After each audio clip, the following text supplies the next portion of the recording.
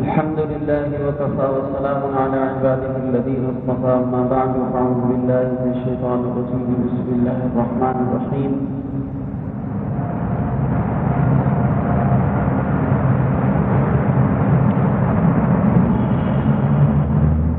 قال الله سبحانه وتعالى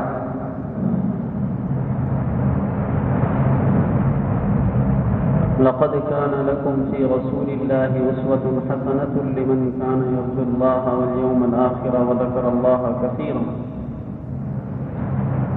وقال تعالى قل إن كنتم تحبون الله فاتبعوني يحببكم الله ويغفر لكم ذنوبكم والله غفور رحيم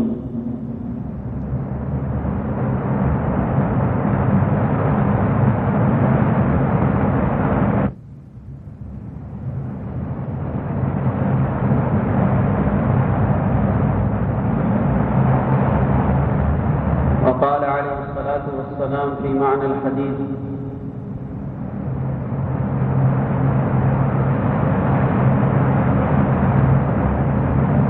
المرء مع من أحب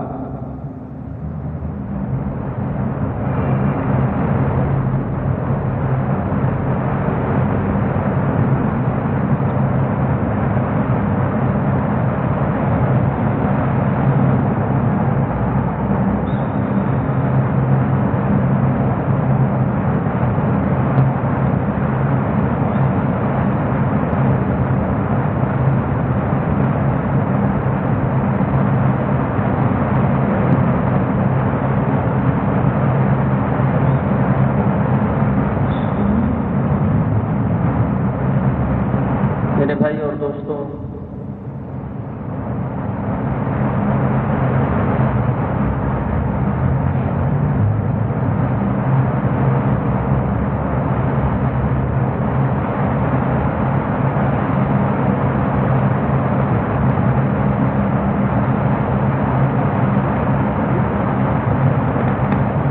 اللہ تعالیٰ نے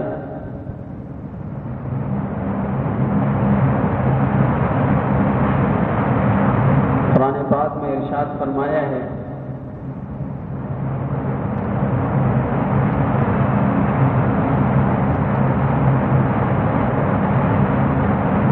کہ البتہ تحقیق تم لوگوں کو چال چلنی ہے رسول اللہ صلی اللہ علیہ وسلم کی، حضور علیہ السلام کی چال، یعنی حضور صلی اللہ علیہ وسلم کی طرز زندگی کو اپنانا اور زندگی کے ہر شعبے میں حضور پاک صلی اللہ علیہ وسلم کو اپنے لیے رہنما تصور کرنا اور یقین کرنا کہ میں آپ صلی اللہ علیہ وسلم کی جتنی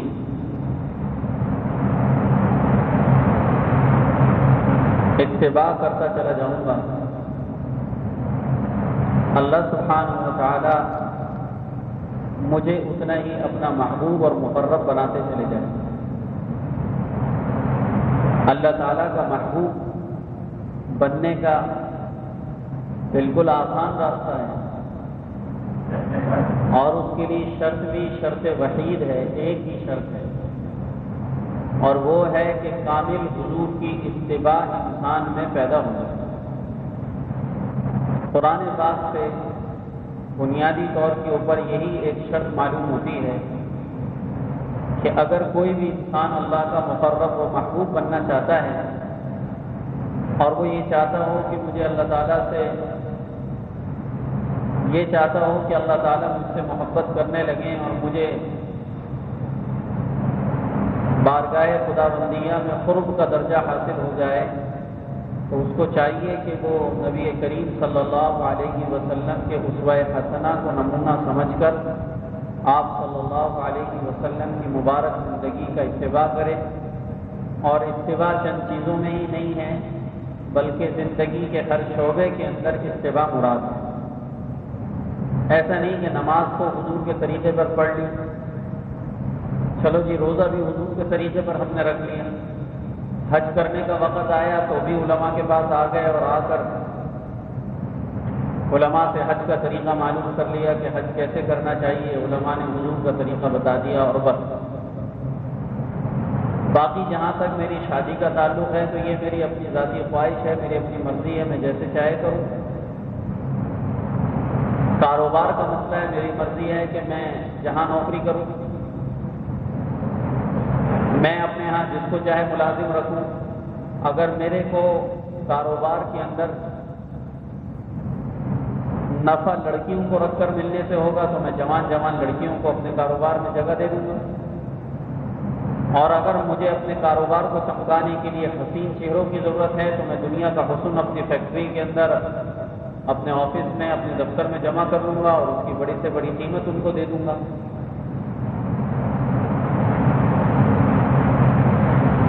وہ میرا ذاتی معاملہ ہے۔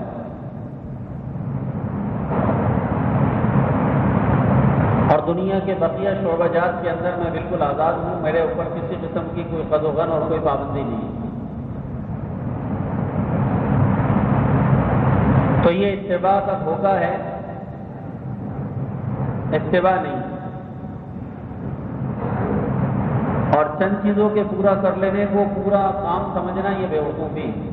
ایک آدمی کو 50 فائلیں حل کرنے کو دی، 4 فائلیں حل کر لی اور بقیہ ویسی چھوڑ دی، اور یہ جا کر صاحب پر روک جمائے کہ میں 4 حل کر کے آیا ہوں، لہٰذا مجھے کامیاب کیا جائے اور مجھے اس کی پورا معاوضہ دیا جائے۔ تو کہا جائے گا کہ آپ نے 4 فائلیں تو حل کی ہیں، 50 کاموں میں سے 4 کام تو انجام دیے ہیں، لیکن آپ نے بقیہ جو 46 کام چھوڑ دیے ہیں اس کا ذمہ دار کون ہے؟ تو نماز پڑھ لی ہم نے، روزہ رکھ لیا ہم نے، حج کر لیا،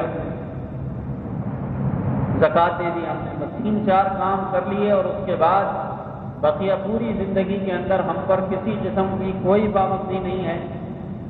ہم روشن خیال لوگ ہیں، ہمیں روشن خیالی چاہیے، ہمیں ایسا اسلام چاہیے جس کو کافر بھی پسند کرتا ہو۔ سبحان اللہ، ایسا اسلام جس کو کافر بھی پسند کرتا ہو۔ اس اسلام کا حال ہی کیا ہوگا جس کو کافر پسند کرتا ہو؟ عقل ماری گئی ہے۔ میں حیران ہوتا ہوں لوگوں کی باتوں پر، کہتے ہیں ایسا اسلام، وہ بیٹھے نا باہر بیٹھے ہوئے، کہتے ہیں ایسا اسلام جس کو کافر بھی پسند کرے۔ اب آپ یہ سوچیں اپنی عقل سے کہ جس اسلام کو کافر نے پسند کر لیا وہ اسلام کیسا ہوگا؟ ایسا اسلام ہمیں نہیں چاہیے جس کو کافر نہ پسند کرتا ہو۔ ہاں یاد رکھو، ہمیں ایسا اسلام چاہیے جس کو صدر بش صاحب بھی کہے کہ ہاں یہ بالکل اوکے، ٹھیک ہے، وہ ٹونی صاحب بھی کہتے ہیں ہاں بالکل ٹھیک ہے، اور سارے ادھر ادھر بیٹھے ہوئے کہ ہاں بالکل صحیح ہے، یہ اسلام صحیح ہے۔ تو جس اسلام کو کافر ہو کے کرے، یہودی ہو کے کرے اور نصرانیوں کی کابینہ ہو کے کرے، وہ اسلام کتنا بہترین ہوگا، اور اللہ کے یہاں اس اسلام کی کیا وقت ہوگی، کیا حیثیت ہوگی۔ کوئی ضمیر والا بیٹھا ہے، کوئی عقل والا بیٹھا ہے، کوئی سمجھ والا بیٹھا ہے، تو اس پر لفظ پر غور کرے کہ میں کیا کہہ رہا ہوں، کہاں لے جا رہے ہیں۔ کہتے ہیں ایسا اسلام چاہیے ہمیں۔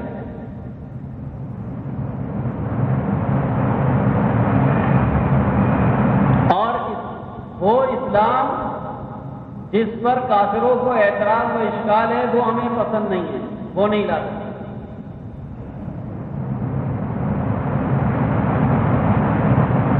تو کافروں کو تو آپ یہ ہر چیز کے اوپر ایک ایک کر کے اعتراض ہو رہا ہے، وہ بڑھتا چلا جائے گا، بڑھتا چلا جائے گا، ایک وقت آئے گا کہ آپ کے پاس اسلام میں سے کچھ بھی نہیں رہے گا۔ عالمی خبر کے مطابق دنیا کا سب سے ڈینجرس قسم کا جو اجتماع ہے وہ حج بیت اللہ کے اجتماع کو عالمی رپورٹ کے اندر یہود و نصارہ نے پوری دنیا کی میڈیا کے اوپر سب سے ڈینجرس اجتماع کہا ہے کہ یہ سب سے خطرناک ترین اجتماع ہے جہاں پر لوگوں کی جانیں محفوظ نہیں ہیں، اور کئی 100 آدمی ہر دفعہ اس اجتماع کے اندر مارے جاتے ہیں، اور اس پر تشویش ہے۔ حقوق انسانیت کی تنظیموں کو اس اجتماع پر تشویش ہے کہ یہ تو بڑا خطرناک قسم کا اجتماع ہے جہاں لوگوں کی جانیں محفوظ نہیں ہیں۔ تو کیا اس کے اندر کہنا چاہتے ہیں؟ آگے کے لیے کوئی درس دے رہے ہیں آپ کو، کوئی آپ کا ذہن بنا رہے ہیں، تیار کر رہے ہیں؟ کل کو باطل یہ کہہ دیتا ہے کہ یہاں پر چونکہ کئی سو جانیں ضائع ہوتی ہیں لہذا اس اجتماع کو علی الفور بند کیا جائے، اور سعودیہ گورنمنٹ سے ہم بطور طاقت کی مطالبہ کرتے ہیں کہ وہ ساری دنیا کے مسلمانوں کے آنے کے راستے بند کرے، اس لیے کہ یہاں لوگوں کی جانوں کو امن حاصل نہیں ہے۔ یہ خطرناک ترین اجتماع ہے۔ یہ پچھلے سال ہونے والے حادثے میں جو حج بیت اللہ کے اندر حادثہ ہوا تھا پچھلے سے پچھلے سال، اس حج کے بارے کے اندر یہ رپورٹ آج بھی آئی تھی، لندن والوں نے یہ رپورٹ جاری کی تھی، بی بی سی نے یہ رپورٹ ساری بات دنیا میں نشر کی تھی۔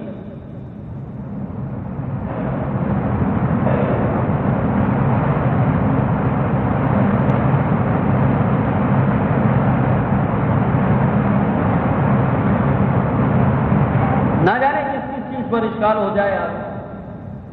قرآن پاک کی آیات جہاد پر اشکال ہوا ہے۔ کہا جاتا ہے کہ آیات جہاد سے لڑکوں کے اندر دہشت گردی کا مادہ پیدا ہوتا ہے۔ آیات جہاد کے پڑھنے پڑھانے سے مسلمانوں کے اندر شر پسندی اور دہشت گردی کا مزاج تیار ہو رہا ہے، لہذا قرآن پاک سے ان آیات کو، صورتوں سے ان آیات کو نکالا جائے۔ مطلب وہ اسلام جس کو کافر پسند کر لے وہ اسلام ہمیں چاہیے۔ روشن خیالی کا ترجمہ اس سے صاف اور واضح کوئی اور نہیں ہوگا انشاءاللہ، جو میں آپ کو سنا رہا۔ روشن خیالی کا مطلب جو سائنسدان، سیاستدان بیٹھے ہوئے، قوم کے لیڈر وڈیرے بنے ہوئے بیٹھے ہیں، جو روشن خیالی کرتے ہیں، تو روشن خیالی کا مطلب میں نے آپ کو بتا دیا کہ روشن خیالی کا مطلب یہ ہے کہ وہ اسلام مسلمانوں کی گود میں ڈالا جائے جس اسلام پر کافر کو اعتراض نہ ہو۔ یعنی کافر اسلام کی جس چیز کو غلط کہتا چلا جائے، یکسر ایک ایک کر کے اس کو آپ مٹاتے چلے جائیں، ختم کرتے چلے جائیں، اسلام کے اندر سے اس کو نکالتے چلے جائیں، یہ ہے روشن خیال۔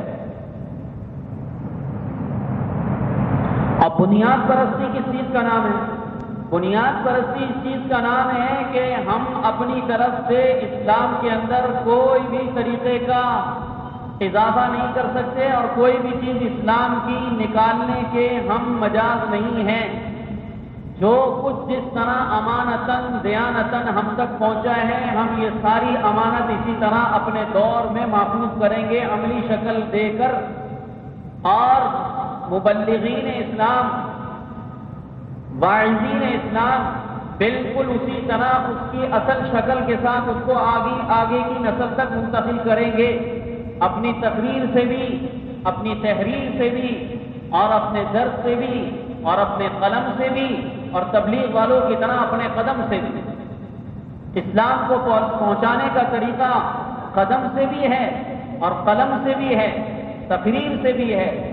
اللہ تعالیٰ نے اس دور میں مسلمانوں کو ہر اعتبار سے استعمال فرمایا۔ علماء اپنی تقریروں کے ذریعے سے، مفسرین قرآن کے ذریعے سے، محدثین احادیث کی روشنی میں، علماء اکرام مصنفین قلم کے راستے سے، اور عامۃ المسلمین اور خاص مسلمان قدم کے ذریعے سے دور دراز جا کر اسلام کی اصل شکل کو لوگوں تک پہنچانے کی ذمہ داری اٹھا کر ساری دنیا میں اسلام کو پہنچا رہے ہیں۔ بنیاد پرستی یہ ہے کہ جیسے ما جاء بہ النبی صلی اللہ علیہ وسلم، کہ حضور صلی اللہ علیہ وسلم جس طرح اللہ تعالیٰ کی طرف سے جس شکل اور حیت میں، جس صورت کے اندر شریعت لے کر آئے، بالکل اسی طریقے سے ہر دور کے اندر اس کو باقی رکھا جائے گا اور اس کو اگلی نسل تک پہنچانے کا انتظام کیا جائے گا۔ اس میں اپنی طرف سے کوئی رد و بدل نہیں کر سکتے۔ اور روشن خیالی یہ ہے کہ جس دور کے اندر اسلام کی کسی چیز پر کافروں کو اعتراض ہو اور ان کو اس بارے کے اندر بے چینی اور کرد ہو، تو اس دور کی ضرورت کو سامنے رکھ کر اسلام کی اس چیز کو مٹا دیا جائے، نکال دیا جائے۔ یہ ہے روشن خیالی اور یہ ہے نیا اسلام۔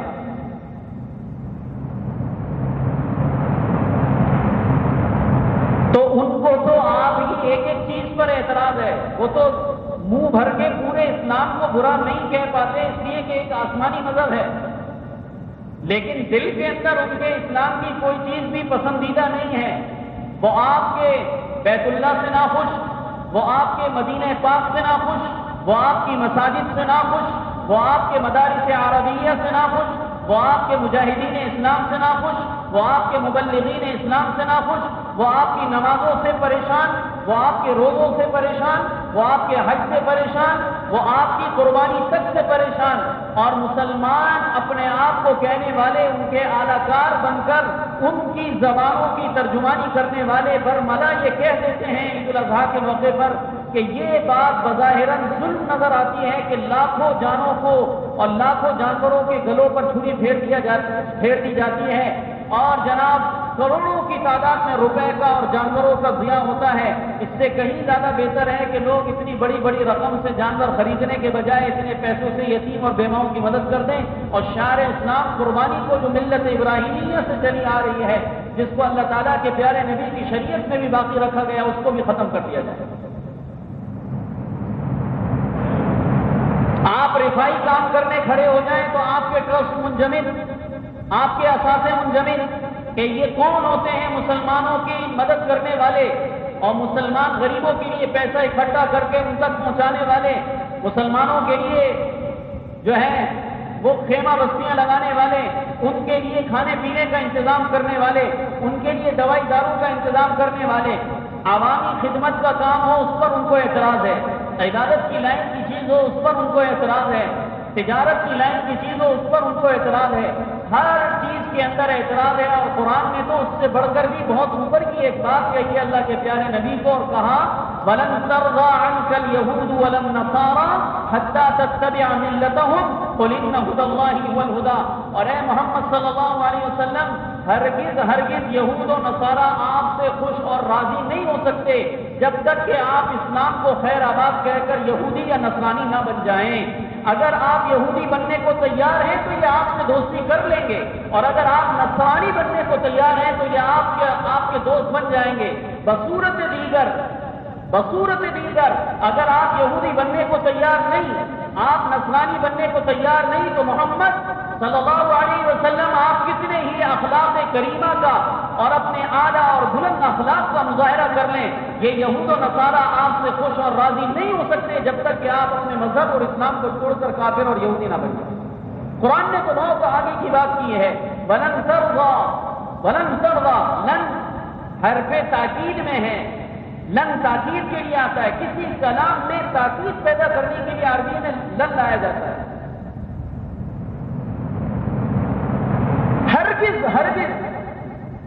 ہرگز یہ بات نہیں ہے، ہرگز آپ سے یہود و نصارہ خوش نہیں ہوں گے، حتیٰ تتبع ملتہم، یہاں تک کہ آپ ان کی ملت کی تابعداری اختیار کر لیں۔ تو آپ جواب میں کہتے ہیں قُلْ إِنَّ هُدَى اللَّهِ هُوَ الْهُدَىٰ۔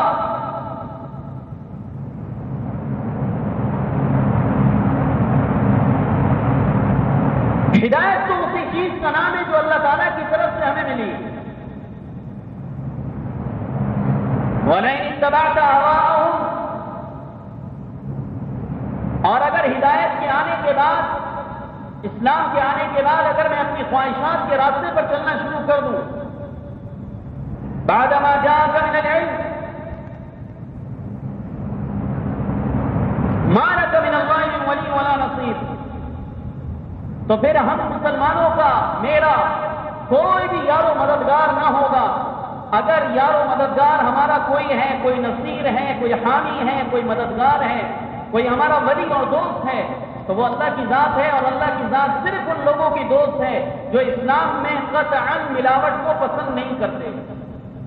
آپ اپنے آٹے میں ملاوٹ کو پسند نہیں کرتے، اپنی مرچوں میں ملاوٹ کو پسند نہیں کرتے، اپنے گوشت میں ملاوٹ کو پسند نہیں کرتے، اپنے کھانے کی چیزوں میں ملاوٹ گوارا نہیں ہے، اپنے پہننے کی چیزوں میں ملاوٹ گوارا نہیں ہے۔ کیسا بے غیرت یہ مسلمان ہے جو اپنے مذہب میں ملاوٹ کو گوارا کرتا ہے یہود کے کہنے پر؟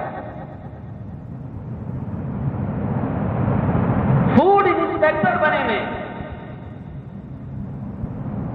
ہر چیز کی چیکنگ ہو رہی ہے کہ بھئی کھانے پینے کی چیزوں میں ملاوٹ کے ذریعے سے لوگوں کی صحتوں کو خراب کیا جا رہا ہے اور لوگوں کی صحتوں کے ساتھ کھیلا جا رہا ہے، لہذا انسان کی صحت اتنی قیمتی ہے کہ ہم اس میں قطعاً کوئی کمپرومائز کرنے کو تیار نہیں ہیں، ہر چیز کی چیکنگ ہوگی۔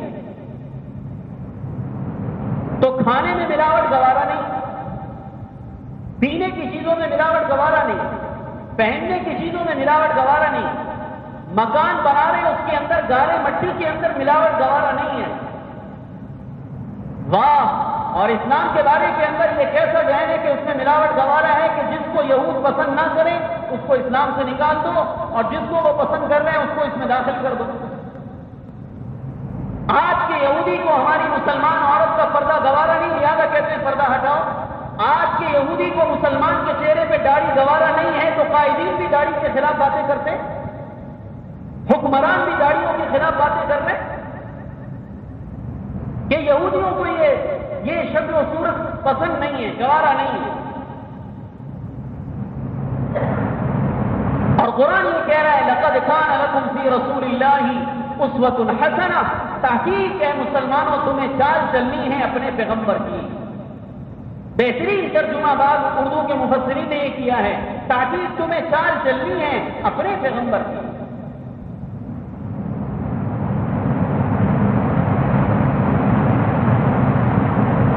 ہمارا کھانا کیا، پینا کیا، شادی کیا، لین کیا، دین کیا، اٹھنا کیا، جاگنا کیا، ایک ایک چیز کے اندر ہم محمد صلی اللہ علیہ وسلم کی تابع داری کریں گے۔ ہمارا ظاہر بھی محمدی ہوگا اور ہمارا باطن بھی محمدی ہوگا۔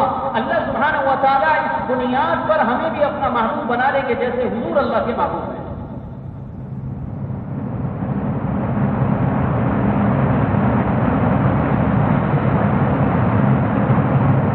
دنیا ناپسند کرے تو کرتی رہے۔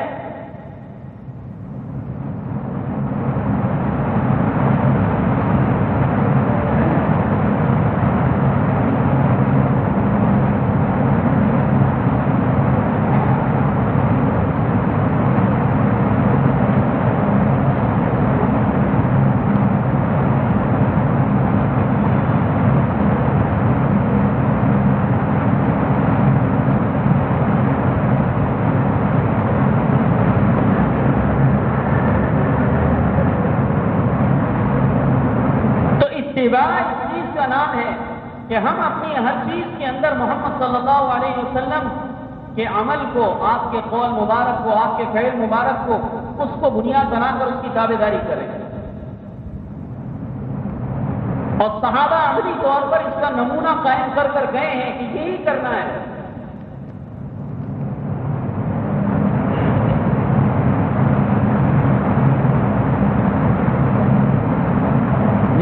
معمولی چیزیں بظاہر ہوتی تھی، لیکن صحابہ اس کو بڑے غور سے دیکھا کرتے تھے اور اس کو عملاً اختیار کیا کرتے تھے۔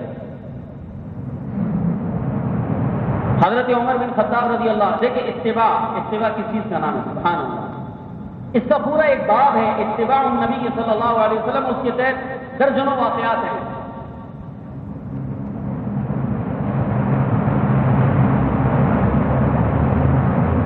حضرت عمر بن خطاب رضی اللہ تعالیٰ عنہ نے ایک دفعہ کھدر کا کرتا پہنا، نیا کرتا کھدر کا، موٹی کھدر کرتا پہنا،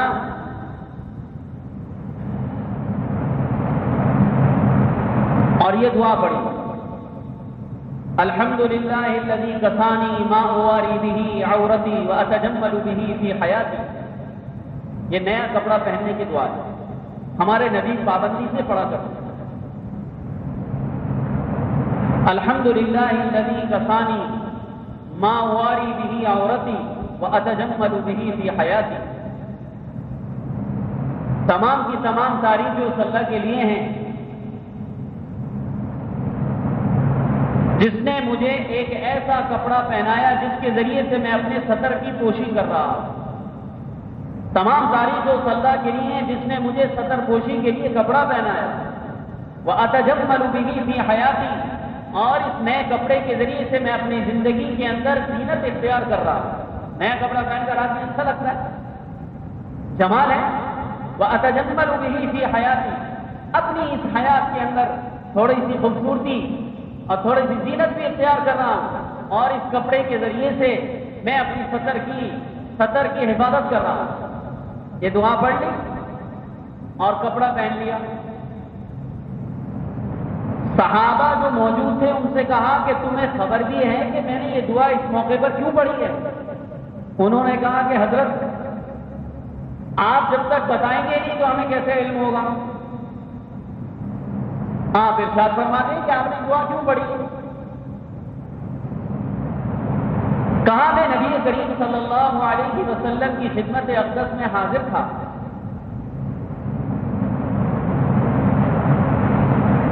میرے محمد صلی اللہ علیہ وسلم کی خدمت میں ایک نیا لباس لایا گیا، تو آپ علیہ الصلاۃ والسلام نے اس لباس کو زیب تن فرمایا اور یہ دعا پڑھی کرتا ڈالتے وقت، جب گلے کے اندر کرتا ڈال لیں اس وقت میں دعا پڑھیں۔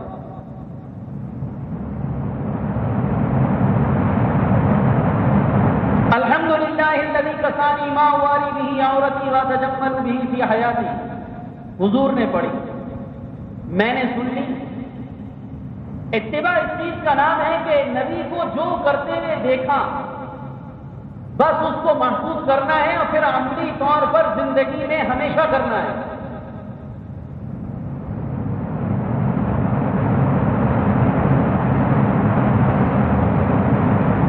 تو نبی کریم صلی اللہ علیہ وسلم نے یہ دعا پڑھی اور ارشاد فرمایا مجھ سے کہ عمر،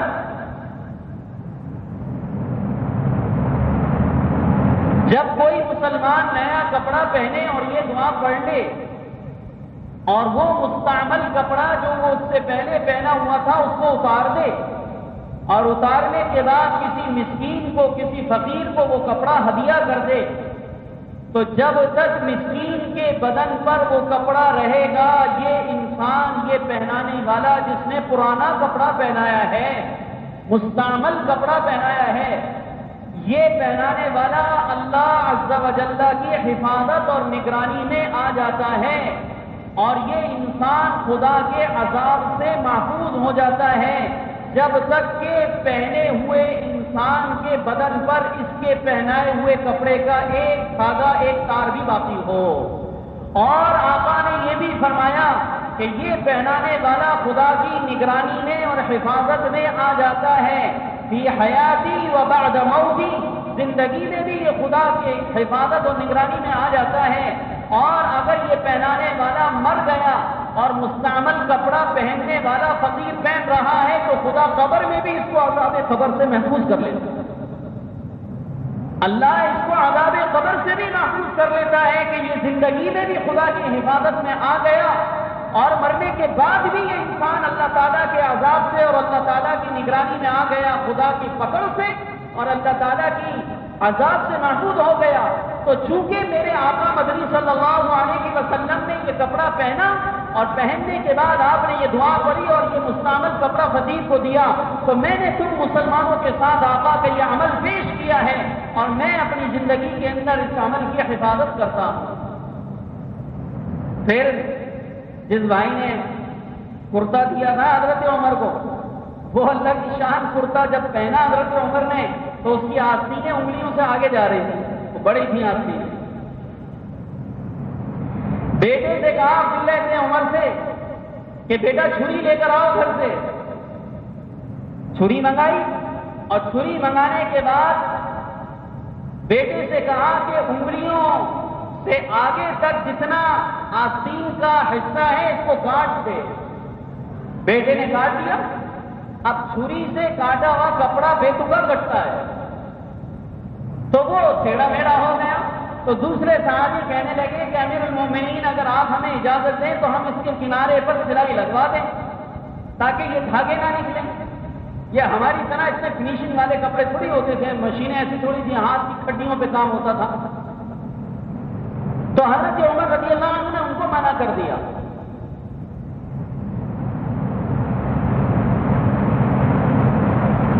اور فرمایا کہ نہیں، میرے لیے تو ایسے ہی ٹھیک ہے بس۔ عبداللہ ابن عمر کہتے ہیں کہ میں نے ابا جان سے کہا کہ ابا جان اگر آپ کی اجازت ہو تو میں قینچی لے آتا ہوں، قینچی سے درست ہو کے اس کو کاٹ لیں گے، آستینیں ذرا برابر لگیں گی، اچھی لگیں گی۔ تو حضرت عمر رضی اللہ عنہ نے اپنے بیٹے عبداللہ ابن عمر کو، لوگ پاگل کہیں گے، یہ جو بیٹھا ہوا ہے نا مجمع کہے گا یہ پاگل ہے مسلمان، یہ پاگل نہیں ہے، یہ وہ ہیں کہ جو زمین پر بیٹھ کر جب کسی بات کو سوچا کرتے ہیں تو خدا عرش پر ان لوگوں کے کہنے پر اور ان کی باتوں پر اللہ اس پر عرش پر اس کو قرآن بناتا ہے۔ حضرت عمر وہ ہیں، یہ پاگل لوگ ہیں دنیا دار جن کو کیا پتا کہ ان لوگوں کا کیا اللہ کیا مقام ہے. اس سے حدیث میں آتا ہے ان البذالۃ من الایمان، سادگی ایمان ہے. سادگی کیا ہے؟ ایمان ہے. یہ پھوٹ پھاٹ زیادہ نہیں ہونا چاہیے. میچنگ میچنگ میچنگ میچنگ اور پوری مارکیٹ کراچی کی گھوم رہی ہے ایک جوڑا میچنگ بنانے کے لیے کہ اس میں چپل بھی میچنگ کی ہو تو دوپٹہ بھی میچنگ کا ہو تو قمیض بھی میچنگ کی ہو تو اس میں جو ہے وہ جھالریں لگے تو وہ بھی میچنگ کی ہو اور اس کے اندر بیل لگے تو وہ بھی میچنگ کی ہو، اس میں موتی لگے تو وہ بھی میچنگ کی ہو، اس میں دھاگا لگے تو وہ بھی میچنگ کا ہو، اور جناب اس کے اوپر پھر پہننے کے بعد جو لپسٹک لگائی جائے وہ بھی میچنگ کی ہو. سبحان اللہ.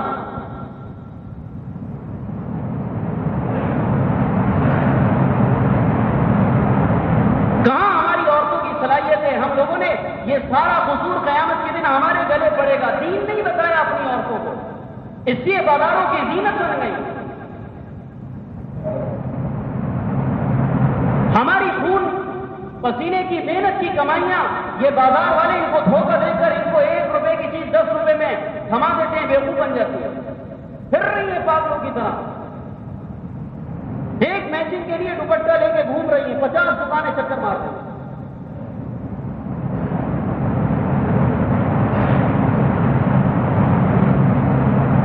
سادگی ایمان ہے.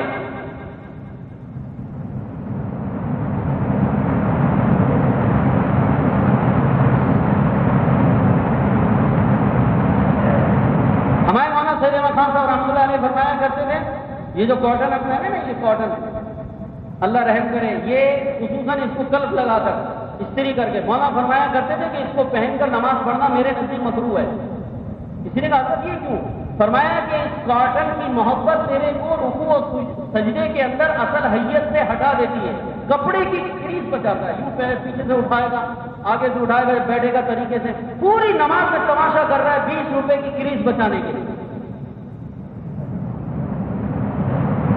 بیٹھنے میں تکلف، کھڑے ہونے میں تکلف، کھانے میں تکلف، بیٹھے میں جا کر تو اکڑ کے بیٹھے. بھائی کیوں اکڑ کے بیٹھا؟ اللہ تعالیٰ نے تجھے ایک اچھا خاصا چنگا بھلا انسان صرف اپنے سوٹ کی کریز بچانے کے لیے یہ جو استری ہوگی.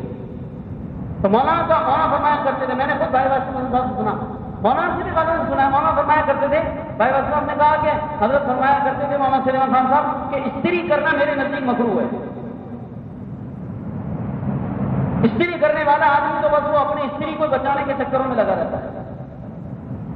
اور اتنا ہمارے مزاجوں کے اندر یہ تصنع بناوٹ داخل ہو گئی. اخبار میں پڑھ رہا تھا بجلی والوں کو گالیاں بک رہی تھی قوم، تو بچیوں نے جناب اخبار والوں کے خلاف ان کے گیسٹی والوں کے خلاف آواز اٹھائی اور کہا کہ ہم لوگوں کے امتحان کا وقت ہے اور بجلی چلی جاتی ہے اور اتنی دشواری کا سامنا ہے کہ ہمیں امتحان دینے میں شدید دشواری ہے. یونیفارم ہمارے کو آگ پر استری گرم کر کے کرنا پڑتا تھا. یونیفارم اپنا جو ہے اس کو استری کرنے کے لیے استری کہاں پہ گرم کر رہے ہیں؟ آگ پر استری گرم کر رہے ہیں. تو کوئی ان دیوانوں سے اور ان دیوانیوں سے پوچھے کہ کیا استری کر کے کپڑے پہن کر جانا امتحان دینا فرض ہے واجب ہے کیا ہے بلا؟ آپ یہ نہ سمجھیں گے کہ میں کوئی پیسٹری کا ممبر بیٹھا ہوں. میری مسجد میں نوکری ہے، میں ان کا کوئی ملازم نہیں ہوں کہ ان کا فیور کر رہا ہوں. لیکن تصنع بناوٹ طبیعتوں میں اتنی آ گئی ہے کہ اگر آج بجلی نہیں ہے تو اور شادی میں نہیں جائے گی. اگر آج بجلی لیٹ چلی گئی ہے تو بارات 1 بجے آئے گی. قاضی صاحب نے پوچھا بارات 1 بجے کیوں ہے؟ فرمایا بارات والے کیا کہہ رہے ہیں؟ ابھی کیا کریں لائٹ چلی گئی کی تیاری میں دیر ہو گئی، بجتری نہیں ہو رہے کپڑے. ان البذالۃ من الایمان، ان البذالۃ من الایمان، ان البذالۃ من الایمان.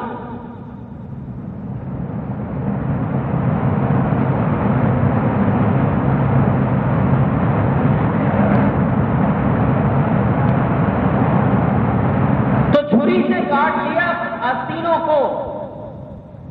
بیٹے نے کہا کہ کینچی بھی ہو سکتی تھی، آپ اجازت مرحمت فرمائیں تو ہم کینچی سے کاٹ کے اس کو برابر کر دیں. حضرت عمر نے فرمایا نہ مجھے تو بس ایسے ہی رہنے دو، اس لیے کہ میں ایک دفعہ حضور کے پاس بیٹھا تھا، کوئی مسلمان آقا کے لیے قمیض کرتا لے کر آیا تھا ہدیے میں، آپ نے پہنا تو اس کی آستینیں بڑی تھی، میرے سامنے حضور نے چھری منگائی تھی اور چھری منگا کر حضور نے آستینیں کاٹی تھی، تو جو نبی نے کیا تھا بس میں وہی کروں گا. اور کس کو پاگل کہو گے؟ صحابہ کو پاگل کہو گے، العیاذ باللہ کیا نبی کو بھی پاگل کہو گے؟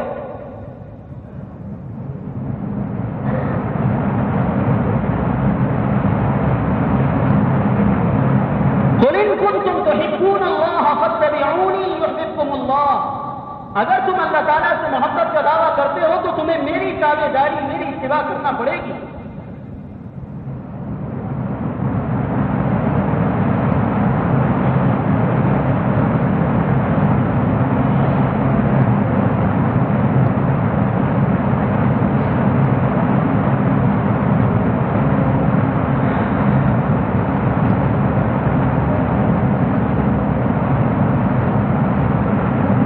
تو بھائی اللہ تعالیٰ ہمیں توفیق عطا فرمائے کہ ہم حضور کی تابع داری کو پہچانیں۔ حضور کی تابع داری کیا ہے؟ اپنا ظاہر بھی محمدی والا ہو اور باطن کو بھی حضور صلی اللہ علیہ وسلم کی پاک سیرت سے آراستہ کیا جائے۔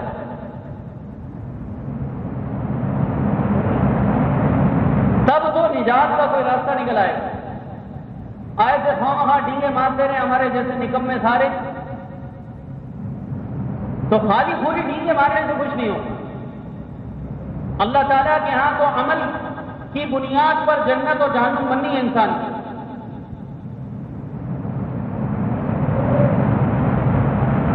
اور خالی نماز کا مسئلہ نہیں ہے کہ صرف نماز پڑھنی حضور کے طریقے باقی۔ میں تو کہتا ہوں نماز بھی نہیں پڑھتے حضور کے طریقے پہ۔ ابھی تک نماز کی کتنی سنت ہے کوئی بتائے؟ ابھی پتہ چل جائے گا حضور کے طریقے نماز بھی پڑھتے ہیں نہیں پڑھتے ہیں۔ بتاؤ نماز کی سنتیں کتنی؟ اتنے سارے نمازی بیٹھے، نماز کی سنتیں کتنی؟ وہ صرف بیچارے چند تبلیغ والے بھائیوں کو پتا ہوگا، اس لیے کہ مذاکروں میں وہاں پر یہ باتیں بتائی جاتی ہیں، باقی عام تو بیچارے بالکل فارغ ہیں، فارغ التحصیل ہے بالکل۔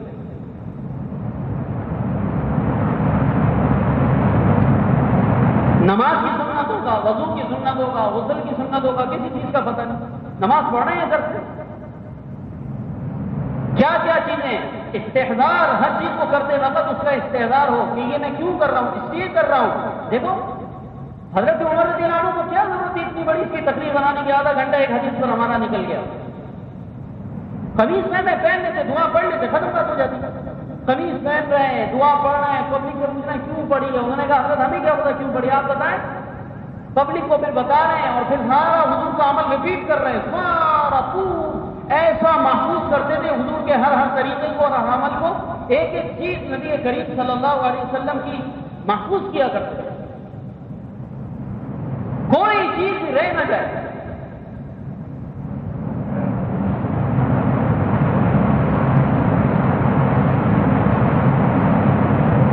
کھانا کھا رہے ہیں، کھانا کھاتے وقت حضرت انس رضی اللہ عنہ حضور کے بعد بیٹھے ہیں اور حضور کے عمل کو دیکھ رہے ہیں کہ آقا کیسے بیٹھ کے کھا رہے ہیں اور کیسے رسول اللہ صلی اللہ علیہ وسلم کا کھانے کا انداز ہے اور کس ہاتھ سے کھا رہے ہیں اور کس انداز میں کھا رہے ہیں، کتنی انگلیوں سے کھا رہے ہیں، کس چیز کو دیکھ رہے ہیں۔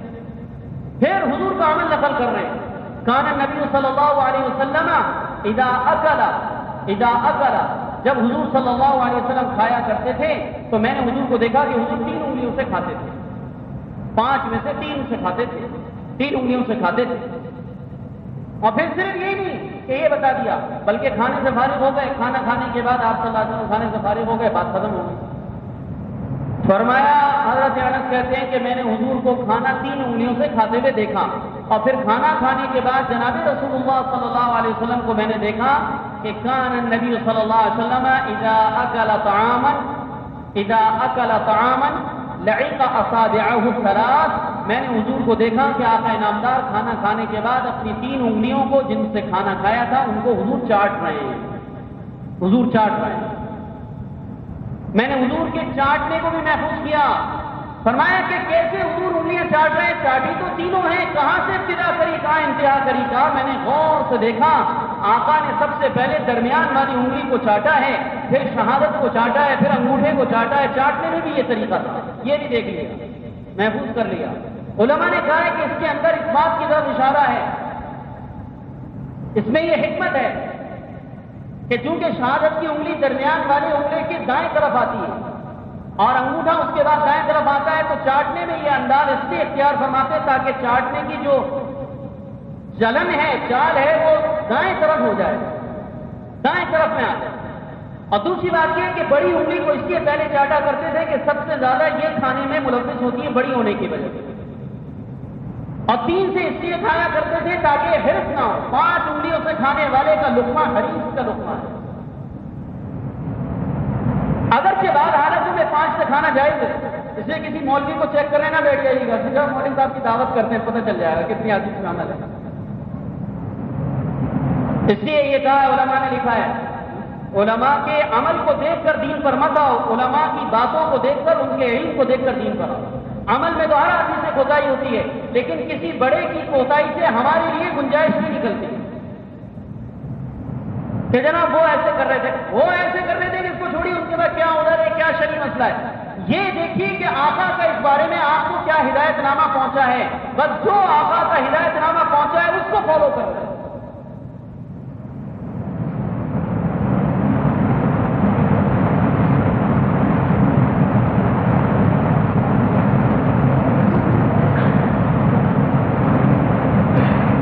اللہ تعالیٰ ہمیں توفیق عطا فرمائے۔